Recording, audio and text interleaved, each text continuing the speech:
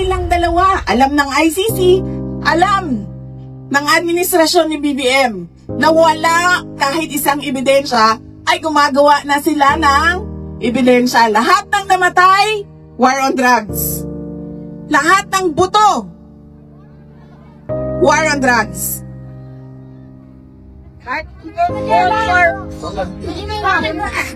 Lahat ng pinatay dahil sa love triangle, war on drugs. Lahat. Dahil wala nga sila ebidensya. Missing sa Bungeros, ang tagal na niyan, di ba? 2025 na. Pagpasok nung termino namin 2022, nandyan na yung missing sa Bungeros. Pero bakit ngayon nyo lang hinahanap sila? Diba? Kasi walang buto. Kailangan natin ng buto. Hanapin natin ang missing sa Bungeros. Mga biktima ng war on drugs. At anong ginawa nila? Noon, sabi nila, mag-iimbestiga ang Pilipinas. Bubuksan natin ang EJK Task Force na mag-iimbestiga. Nung wala talaga silang makita, wala silang mahanap, ano sabi nila? Ay, wala na. Sinunog na lahat ng ebidensya. Nag-iimbento na sila ng witnesses, nag-iimbento na sila ng... Nakita niyo ba yung investigation sa House of Representatives? Nakita ninyo kung paano nila ginawa na magsalita si Garma, si Royina Garma, yung police na babae? Idiot na babae. Paano nila ginawa? Diba una sinabi nila, uy, pinatay mo ang boss mo, may kaso kang murder. Tapos anong ginawa nila sa likod? Sinabihan nila, hindi ka namin iimbestigahan sa murder. Mag-witness ka kay Duterte. Bastos. Saan ang investigasyon ngayon sa murder ng boss niya? Wala, di ba? Kasi yun ang kapalit. Magsalita ka na magsalita kasi kailangan namin ng witness dahil wala kaming hawak kahit isang ebidensya. Hindi lang yan si Royina Garma, meron pang isa dyan na pinipilit at pinipilit nila na magsalita. Sobrang init kanina, tapos ngayon. Umulan, lagot tayo nito. Ay, okay na ma'am. Nainitan naman ko ganinang buntag. Magpa-ulan na lang po ko karong hapon. Una po, ang aking mga pagpapasalamat. Pagpapasalamat ko sa mga kasamahan ko na ating mga guest speakers ngayong araw na ito sa ating pagtitipon dito sa Netherlands. Una na po, ang ating mga leaders sa iba't ibang bayan dito sa Europe. Ang sunod ay si Sir Malcolm Conlan, si Boss Dada, na sa kanyang pakikipaglaban ay marami na ring kaso na final sa kanya at hinahabol pa ng BIR. Alam nyo, totoo yan. Hindi lang si Boss Dada, no? Meron pang ibang mga social media personalities na mga kakampi natin at mga kasama natin sa pagsuporta kay dating Pangulong Rodrigo Duterte. Ang nakasuhan, may cyber libel cases, hinaharas sa kanilang mga BIR assessment, pero nandyan pa rin sila tulad ninyo, ulan man o init, magastos man sa bulsa, magastos man sa savings, pero nandyan pa rin kayo para ipakita sa mundo at iparinig sa ICC na mali ang ginagawa nila kay dating Pangulong Rodrigo Duterte.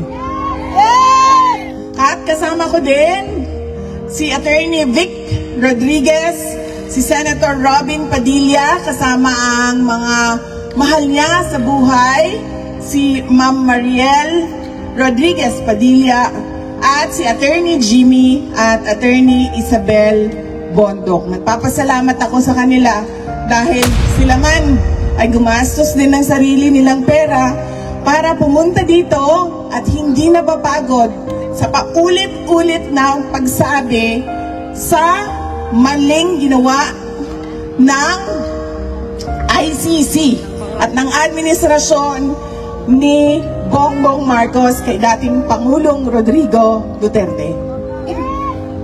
Kailangan ko na yung strepsils.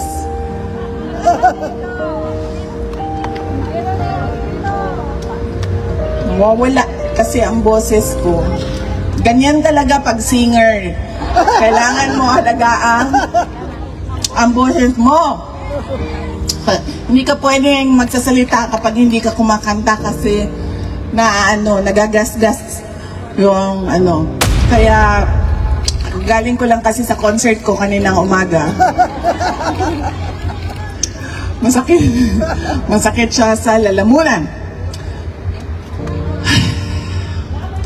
Unang-una, sinasabi natin, di ba?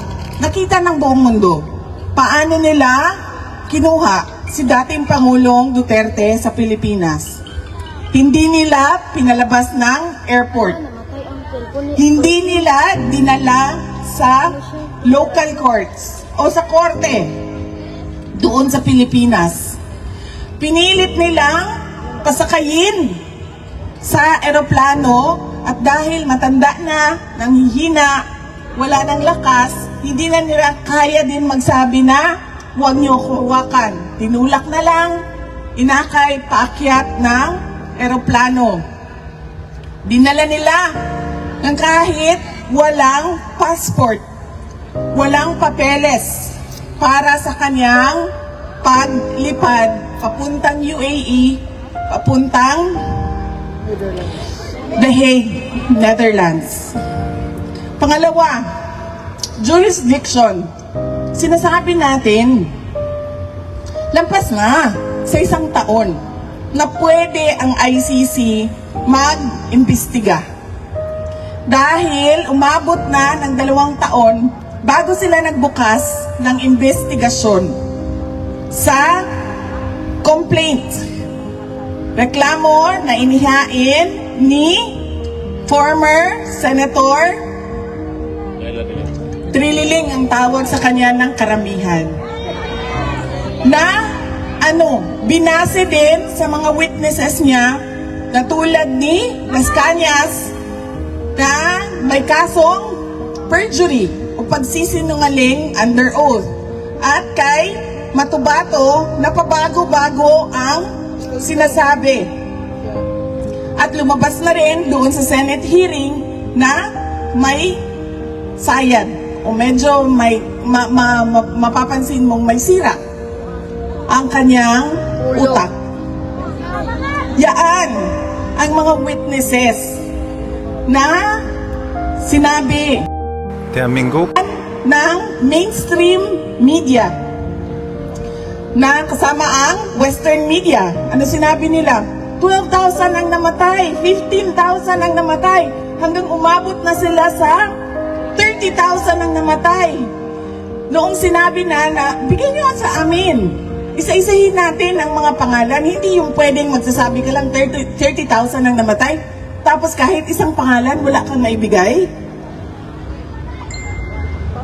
Kung may tanim bala, merong tanim patay.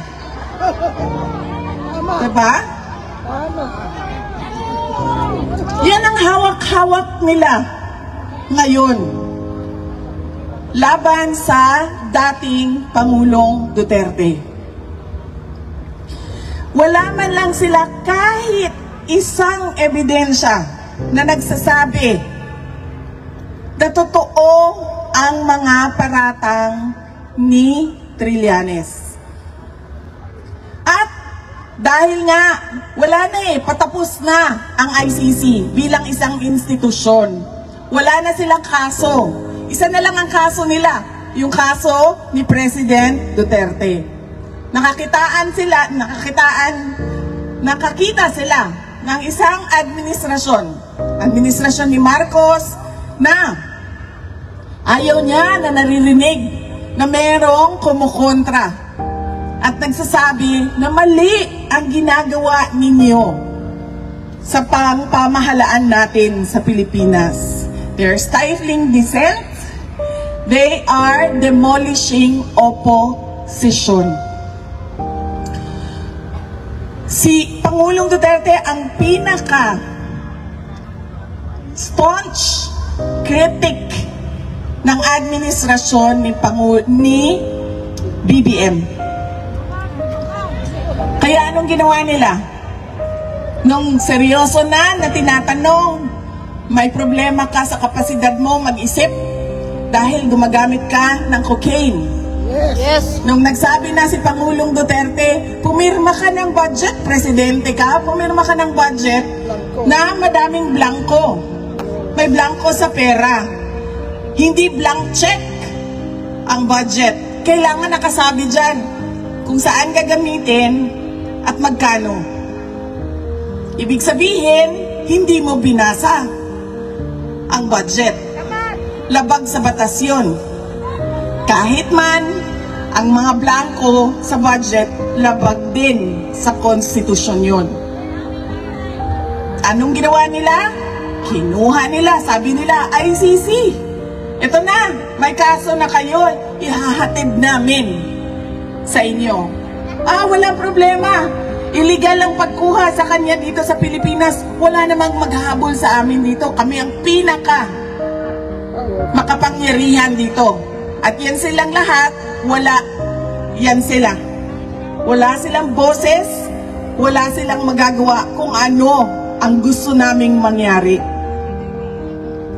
Ganon ang ginawa nila sa ating pinakamamahal na dating Pangulong Duterte. Noong isang kahapon, nandito ako, bumisita ako kay President Duterte. Sinabi ko sa kanya, bukas meron kaming rally. Sabi niya, ano ang rally niyo? Sabi ko, laban sa ICC. Laban sa administrasyon ni BBM. Kasi mali naman talaga yung ginawa nila. Hindi naman pwede na itama mo ang isang mali sa paggawa pa ng isa pang mali. Diba? Tapos sabi niya, bakit meron pa bang mga tao na pumupunta doon? Sabi ko, ang daming Pilipino sa buong mundo ang lagi-laging gumagawa ng pagtitipon. Sabi ko sa kanya, kahit 5 na lang kami doon sa park, magsasalita pa rin kami. Dahil kahit 5 lang kami, ay mali pa rin yung ginawa nilang pagkuha, pagdukot sa iyo. Hindi naman dahil madami tayo, ay tama. Pag konti na lang tayo, ay mali. Ay tama na yung ginawa nila. At dahil marami tayo, mali yung ginawa nila. Hindi. Kahit mag-isa lang akong tatayo dito, Tama! alam mo ma'am, may nakita ako isang babae doon kahapon. Ano siya, foreigner. Doon sa may train station. May dala-dala siyang sarili niyang speaker. At nagsasalita siya, hindi ko naiintindihan dahil Dutch ata yung salita niya. Nagsasalita siya, mag-isa. Walang nakikinig sa kanya, walang nakatayo sa harap niya, pero nagsasalita siya. Naisip ko, aabot din ng panahon na ganun na rin ang gagawin ko.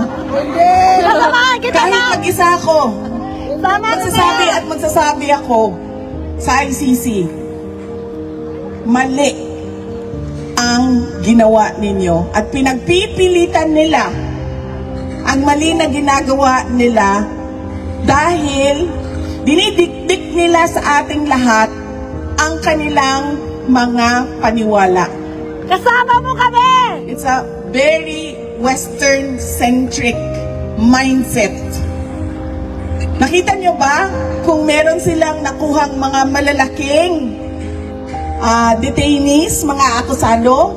Saan sila lagi kumukuha ng mga tao na nililitis nila? Sa Africa. Andun sa loob, kasama namin. Hindi ko lang sila makausap dahil French ang kanilang pananalita. Ganon ang ginawa ng ICC. At ngayon, Nawala na lahat ng ebidensya. Sinunog na. Nag-investiga na nga noong 2012, di ba? Sa panahon ni dating Justice Secretary Laila De Lima. May dala-dala pa siyang bungo noon. Kung maalala niyo, di ba? Tama! May dala siyang buto. Tapos, buto pala ata ng baka yon kasi lechona ng baka yung... Magbulalo! Yung...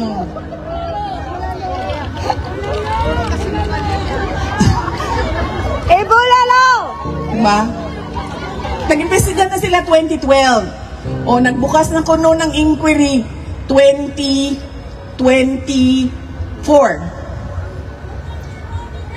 Hanggang ngayon, wala silang ebidensya. Pero hinawakan pa din nila si dating Pangulong Rodrigo Duterte. Kasi ito na lang yung kaso namin. Hindi namin mahuli si Netanyahu eh. Hindi namin mahuli si Putin. Putin, yes. Panghawakan namin ito si Duterte kahit na wala kaming ebidensya. Sinasabi na namin, sobrang tagal niyo na siyang pinanghahawakan, dinedetain sa pre-trial stage. Pinapira na lang din ng ICC. Diba? Sobrang tagal na. Ibigay nyo yung interim release. Kasi sa inyo naman na provision yan eh. Interim release, nandyan nakasulat. Pero anong sabi nila? Ay hindi. Hindi pwede. Dahil ang gagawin niya ay tatakbo siya.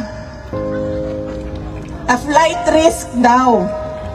Paano naging flight risk yan? Nahirapan na nga yan umakyat ng eroplano. Paano mo itakbo yan?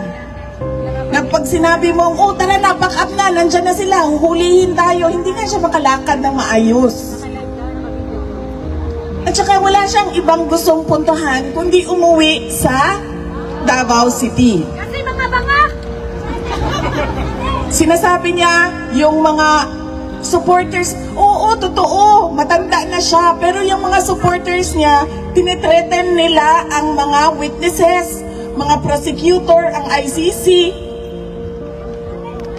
Wala nga witnesses, sinong ititreaten? Ang sinasabi nila, ay, madami siyang baril, madami siyang pera. Ngayon nga, binibenta na nga yung bahay niya kasi duda ko, kailangan ni Hanilet ng pera. Diba? Hindi na makatarungan yung sinasabi nila sa paghawak at pag-detain kay dating Pangulong Rodrigo Duterte. Kaya sabi ko, hindi ako sa paghawak at pag-detain kay dating Pangulo Isi, wala nang magko-contribute. Eh di wala naman kayong kailangan na patakbuhin na kulungan eh. Wala naman kayong kailangan na mga assistant, mga prosecutor dahil wala namang kaso na eh. So bakit pa kaming mga mayayaman na mga bansa magbigay sa ICC? At ilan na ba ang umalis sa ICC? Pilipinas, umalis na. Sino yung isa? Hungary, umalis na. Last 2 months. Dahil nagising na. Alam na nila na wala ito. Gusto lang nila ipilit ang kanilang paniniwala sa global order. Kahit kayo lang yan mga Pilipino, sasali kami. Makikialam kami. Kahit bansa nyo yan, hindi namin bansa yan, makikialam kami. At sa pagpilit nilang pakikialam, gumagawa na sila nag-iimbento na sila ng witnesses, nag-iimbento na sila ng... Nakita nyo ba yung investigation sa House of Representatives? Nakita ninyo kung paano nila ginawa na magsalita si Garma, si Royina Garma, yung police na babae Idiot na babae. Paano nila ginawa? Di ba una sinabi nila, uy, pinatay mo ang boss mo. May kaso kang murder. Tapos anong ginawa nila sa likod? Sinabihan nila, hindi ka namin iimbestigahan sa murder. Mag-witness ka kay Duterte. Bastos. Saan ang investigasyon ngayon sa murder ng boss niya? Wala, di ba? Kasi yun ang kapalit. Magsalita ka na magsalita kasi kailangan namin ng witness dahil wala kaming hawak kahit isang ebidensya. Hindi lang yan si Royina Garma, meron pang isa dyan na pinipilit nila na magsalita. Sabi nila, i-threaten daw yung witnesses. Ang tagal na alam ni Pangulong Duterte na pumapasok ang ICC sa Pilipinas. Kahit isang beses, meron ba siyang ginawa kay Las Cañas? Ang tagal na Las Cañas nagsasalita. Kahit isang beses, may ginawa ba siya kay Matubato? Ang tagal na ni Matubato nagsasalita. May ginawa ba sa mga ICC prosecutors na pumasok sa Pilipinas? Wala.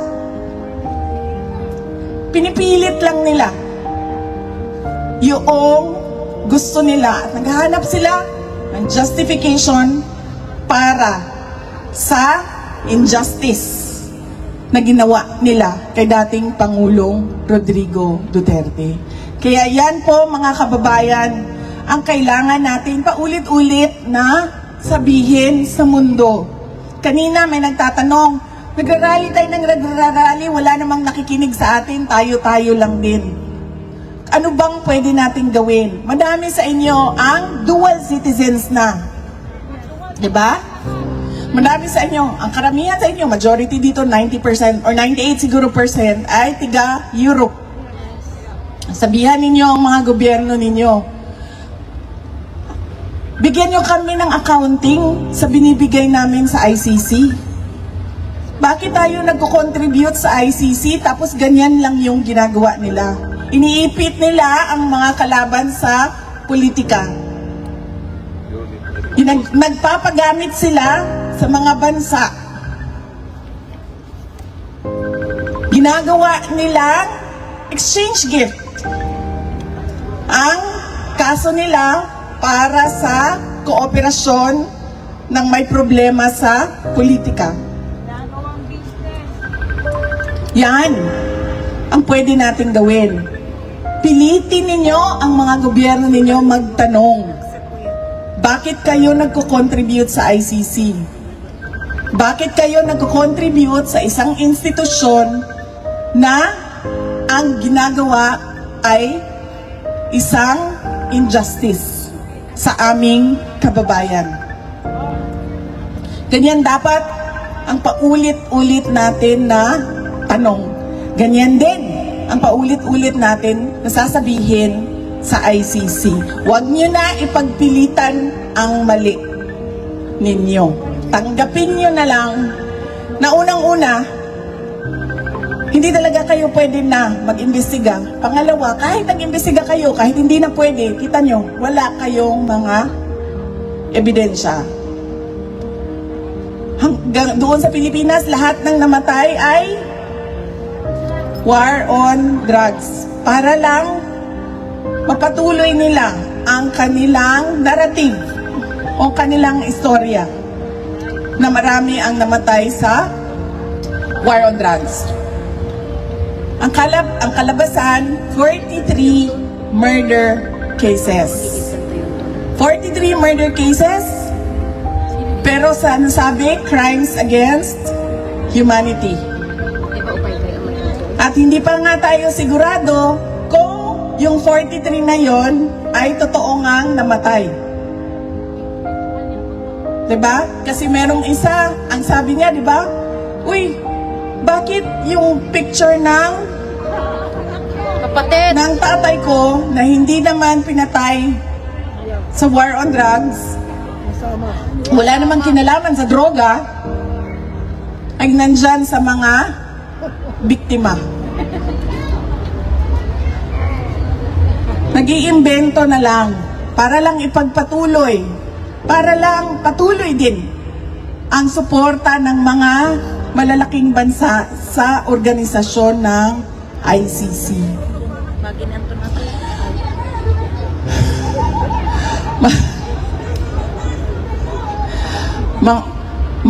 Yes ma'am, papunta na po tayo doon.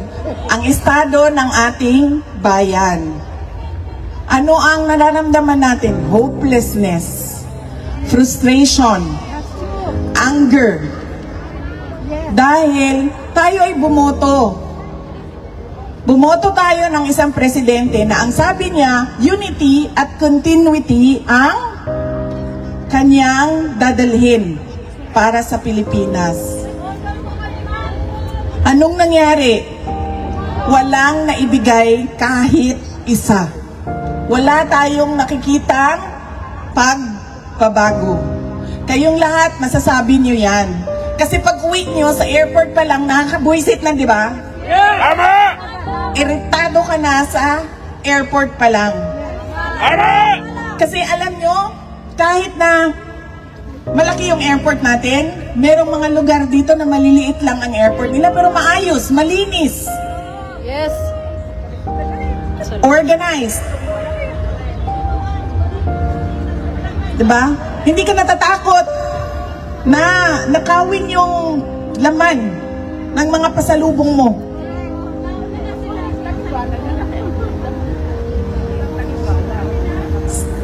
Paglabas mo sa airport, naku, bago ang lahat, magdasal tayo dahil pangit ang panahon sa Pilipinas. At marami ang umiinda ngayon ng landslide at pagbaha.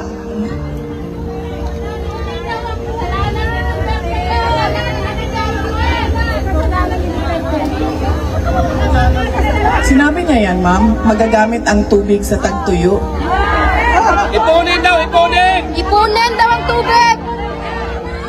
Higupin niya daw, higupin! Ipunin!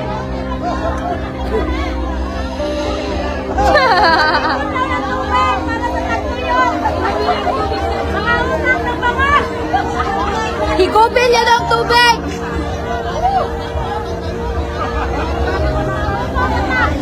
Hindi ko alam ma'am paano naging presidente Ato na ng mo? Pilipinas. Hindi ko talaga alam. Dahil sa'yo! Sorry. Peace be with you. Peace. Oo. Ako?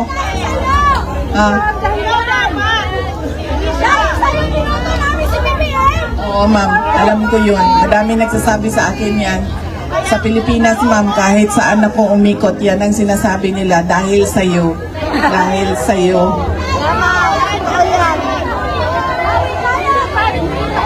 Babawi tayo! Babawi tayo! Akala ko kasi, Nandun tayo sa akala! akala ko kasi, gusto,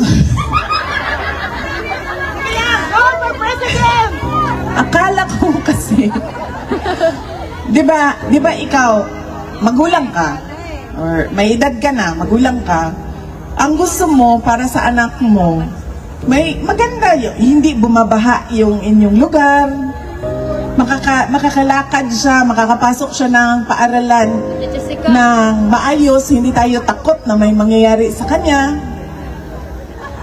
Ato na Pag may sakit, pumasok ka sa hospital, automatic, nandiyan na kaagad yung tulong ng gobyerno, hindi ka pa mag-hanap-hanap saan. May malinis, maayos, mabilis na bus, o train, o tram. Libre Di ba ganun ang pag-iisip natin lahat? Ganyan tayo mag-isip, diba? O tapos pangarap natin na, ay, sana umabot ang araw na hindi na tulad ko, ang aking mga anak na naghihirap dito sa ibang bansa. Na dugo, luha at pawis, araw-araw ang nangyayari sa akin dahil sa pagtatrabaho para sa aking pamilya. Di ba ganun yung pangarap natin? Hindi ko alam kung bakit hindi ganyan. Akala ko, ganyan ang pangarap niya para sa atin lahat. Angas! Lalong-lalo na para sa ating mga ma'am. Akala ko, hindi mo pansin.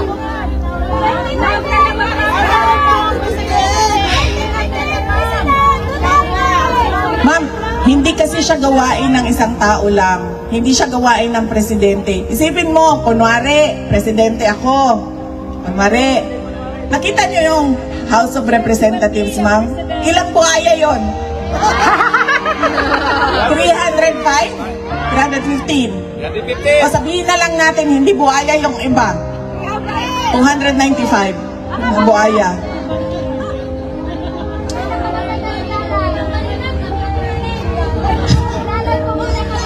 Kaya nga nung kampanya, di ba, nangampanya ako sa inyong lahat. Sabihan natin yung mga naiwan sa Pilipinas, hindi dahil sikat, hindi dahil galing sa dinastiya, hindi dahil paulit-ulit kapamilya ng politiko ay ilagay natin dyan. Piliin natin yung karapat-dapat at marunong. At nag-iisip siya para sa bayan at sa taong bayan. Diba? So, isipin mo ma'am, sa susunod na eleksyon, nandyan na naman sila.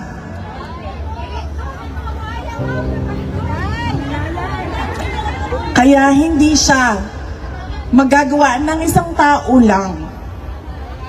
Kailangan baguhin natin. Tayong lahat, sama-sama, baguhin natin yung mukha. Totoo yan, ma'am.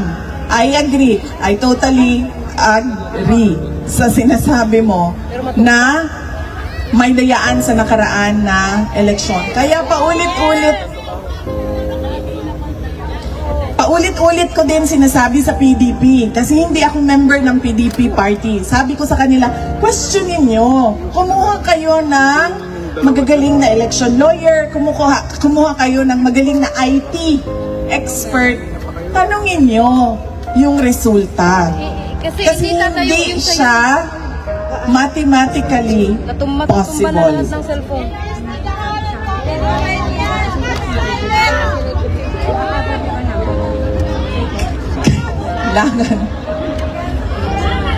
Kailangan natin baguhin ang napakaraming bagay at napakaraming bulok, lalong-lalo na sa sistema doon sa ating bansa.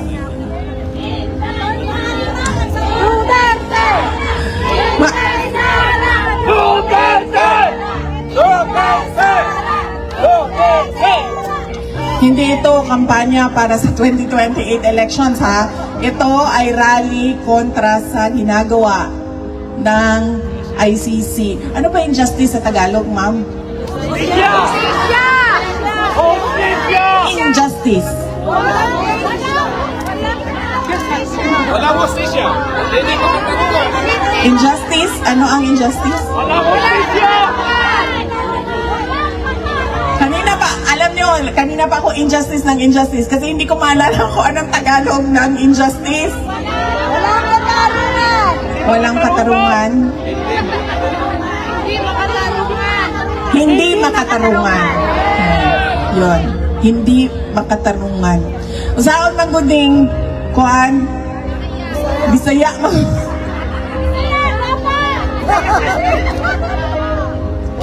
O mga pulis na sila diri sa kuan. Kagwapo gud sa mga pulis diri sa no?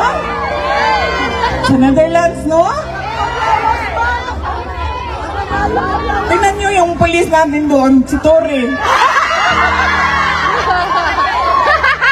Nakita nyo yung dumaan dito kahit may edad na. Gwapo pa rin. Pulis ba yun? Pulis yun? Oh. Diba? Nagwapo ng mga polis dito, eh. Maanya na lang yun ang mga Pinay. Uy, dakpa na lang ko.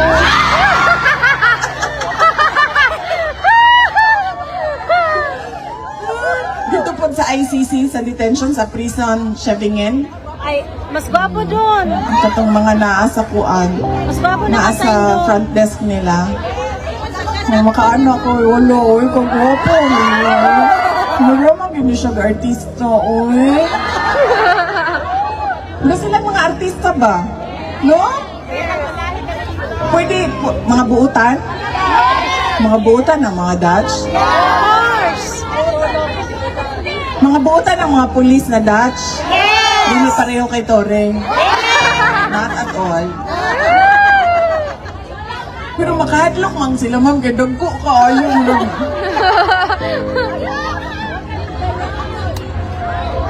Ha? Ang mga pulis, mukha o pandesal na to? Yes! Kasi nag-introduce. Kami! Pinatagan ninyo sila o pandesal ang mga pulis. Pati tuyo. Mukha po sila og binignit. Ang mga pulis.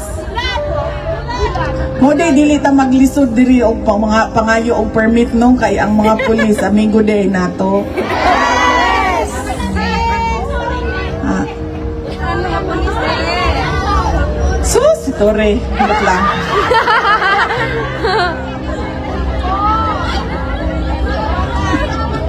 Ano pa? Uy! Gadget lang. Mamwala na ito sa tuwang istorya.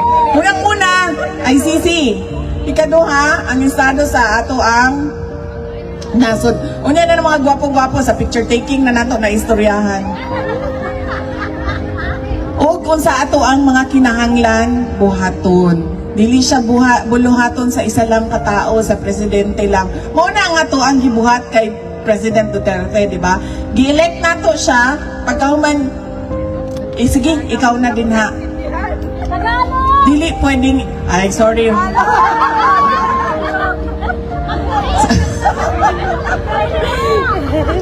Anong sorry sa Dutch? Sorry! It's Mike na! Excusing. It's Mike na! It's Mike na! Grabe, kuyaw naman tayo mo mag-Dutch. Dali lang na siya makakatunan. Isod na siya. Kinahanglan na natunan ang mag-Dutch. Oo ba? Nag-eskwela mo para makakatuon mo 2 years. Sa sobrang balik-balik na ako diri ma'am, magtuon na lang kung dito siguro ko. Di ka po, naging kong balik-balik diri ma'am. Himalo mo, walay ayaw Ayaw ka, binuang ko, basing gamito na po ni sa ICC. Balo mo kaganina, kanina akong kauban. Yung na nagyunin ako siya. And kung saan taman na, pag jailbreak, ang kulungan, atuan na lang yun ng kuhaon dito sa sulod.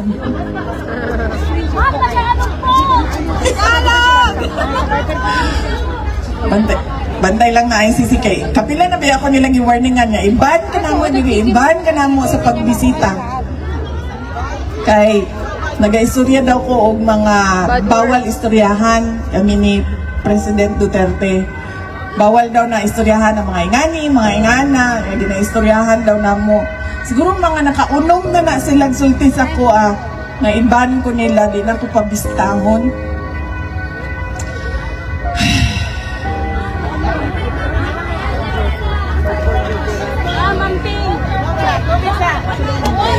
Kinsa may single diri be? Single? Kamo mga single? Uya ba naguna ninyong mga gwardiya din ha sa ICC be? Uya ba ninyo? Para di sila stricto kaayo? Ayaw po na ma'am, kaya makasala ta sa mga asawa. Kana lang single ma'am. Katong single. Kita na ko inyong mga now. Ma'am, pwede na mo mulakaw ma'am. Diretso na mo dito sa prisuhan. Pangulitawin na tong mga gwardya dito. Himuan na ninyong mga bana ninyo. Tapos, kuhaan na yun ma'am. Pag nakuha na ninyo tanan, ilahang kwarta, biyain na dayon. Ay, sorry, biyaan na tika, nakagawas na si President Duterte. I don't need you anymore. Huy! Tara na ba? Muli na ba? Paulit na ta. Ano kailangan natin gawin? Hindi lang siya kagawain ng isang tao. Kailangan natin magsama-sama, magkaisa. At kailangan natin pagsabihan lagi ang ating pamahalaan kung ano ang karapat-dapat para sa mga Pilipino at ano ang karapat-dapat na nakikita natin sa ating bansa. Hindi pwede na lagi tayong nahuhuli. Ngayon, huli tayo lagi doon sa ating region, sa Southeast Asia. Hindi pwede na ganun din ang kinabukasan na ibigay natin sa ating mga anak na huhuli. Hindi pwede dahil we deserve better. We are not Filipinos for nothing. Buong mundo umaasa sa trabaho ng Pilipino. Buong mundo umaasa sa sipag ng Pilipino. At hindi na pwede na nasa huli tayo lagi. Pag mga anak na natin, dapat ang maibigay natin ay isang malinis, maganda, disiplinado, maayos na Pilipinas. Kaya yan ang kailangan nating gawin. Sige ma'am, mauna ka na doon sa kulungan ma'am, ligawan mo na yung gwardya.